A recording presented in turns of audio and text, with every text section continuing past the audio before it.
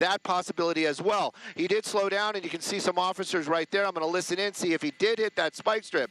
But again, this vehicle, stolen police car, stolen highway patrol vehicle, right now on the 138, and we're heading into the Lancaster area. All right, and Stu, right now we have Dennis Zine, retired LAPD. Dennis, first of all, can you hear me? I hear you. Okay, perfect. So, we're seeing this high-speed police pursuit of a stolen CHP cruiser. Any idea how this could have possibly happened?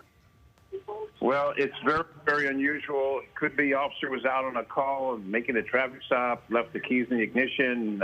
Suspect jumped in the car and took off. Many possibilities. Do we know where it was stolen from? Where the officer left the car, or where the car was located? We just know that it started in Castaic, and then he made his way to Lancaster. So he's been driving it for just about over an hour, I would say.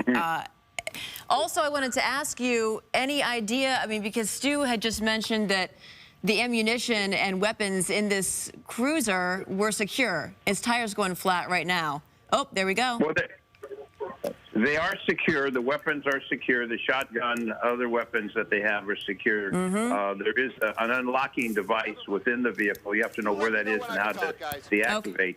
Okay. But, could have been a traffic stop, and then the person jumped in and took off.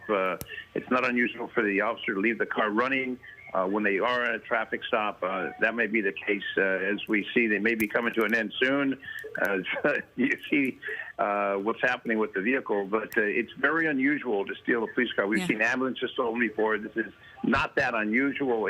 Let's say it's very unusual to steal a police car, an ambulance, a fire truck, etc. But it does happen on occasion. Obviously, we see it happening right here on Dennis, I want to bring back Stu. Stu, what's going on? He's jumping out of the car. Oh, my goodness. Oh, my goodness. Oh. He just bailed out of the car, out of a moving car. Look, it just crashed into the light pole. Oh, my goodness.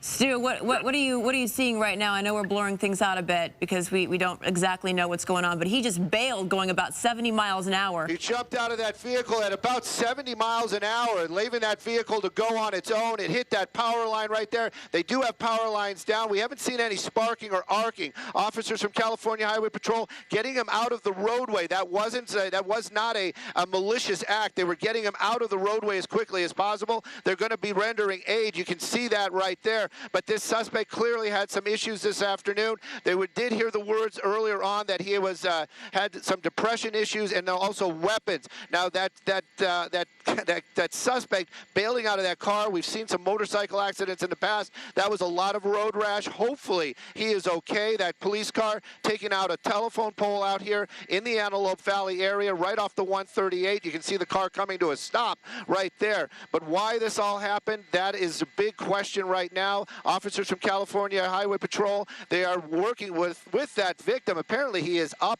and standing right now, so that means that whatever injuries he had, that he's going to be, hopefully going to be okay.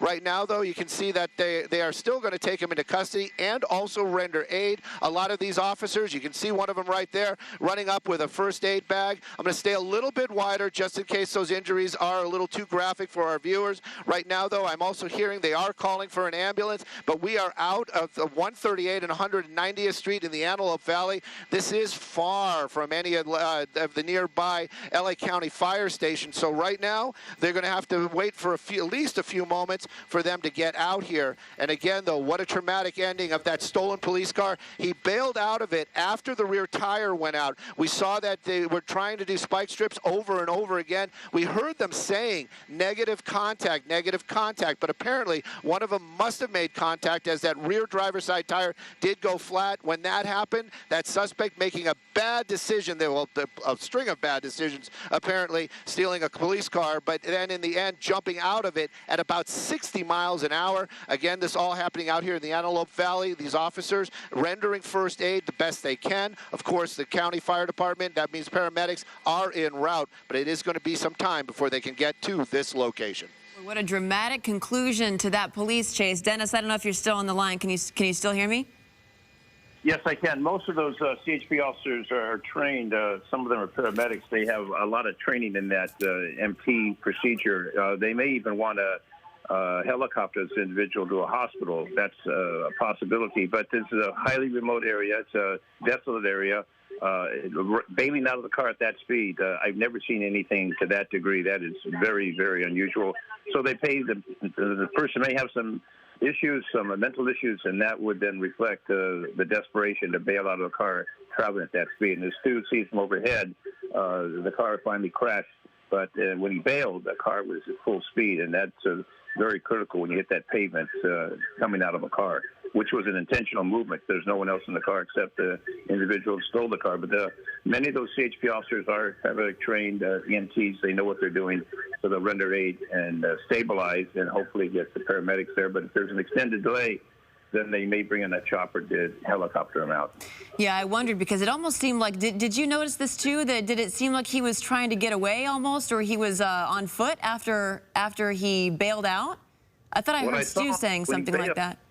I thought he was trying to get up and run and bail. I don't know where you're going to run because you're in the middle of nowhere, 90,000 in the desolate area. There's really not much to bail into. There's not much where you can hide. Yeah. They had an army of CHP officers, including motor officers, that were in this pursuit. How it all happened, how it all started, I don't know, but it wouldn't be unusual for an officer to, on a traffic stop, to leave the car running. The lights are flashing. They do something. They're doing CPR. Looks like they're doing CPR on them now. But to bail out and to hit the pavement at that speed, that is what you would consider a very critical injury. But how this all started, like I say, it's not unusual to leave the police car running with the lights flashing if you're on a stop, and this individual walking down jumps in the car and takes off. That's a possibility. How he got access to that, I don't know, but it would not be impossible for that to happen, because when they get out of the car, when they keep the lights flashing, they keep the car unlocked, so they have to return the car to get any kind of equipment, a citation book, etc. But this kind of situation, pursuits, as we know on Fox 11, are quite common, but this type of ending is very, very unusual. And we see that car's got extensive damage from the point of impact when it went off road. It hit the power pole. So it's the car would be wrecked, and the individual, if they're doing CPR on that, shows that there's extensive injuries. And again, you're a far cry away from a fire station, a paramedic unit. Yeah, that's for sure. Yeah, this pursuit ending in dramatic fashion, unusual fashion. Stu is keeping track of all of it. Right now, I do believe that paramedics are doing CPR on this man who bailed out of a stolen CHP cruiser going about 70 miles an hour. We're going to have a lot more on the story. We do have a reporter on the way. We're going to have a lot more for you on Fox 11 News tonight at 5 o'clock. But in the meantime, we're going to get you back to your programming. Your house to sellersadvantage.com. There's no fees, no commissions, no banks, and no repairs. Just go to sellersadvantage.com for a free, no obligation cash offer 24 hours a day. That's sellersadvantage.com.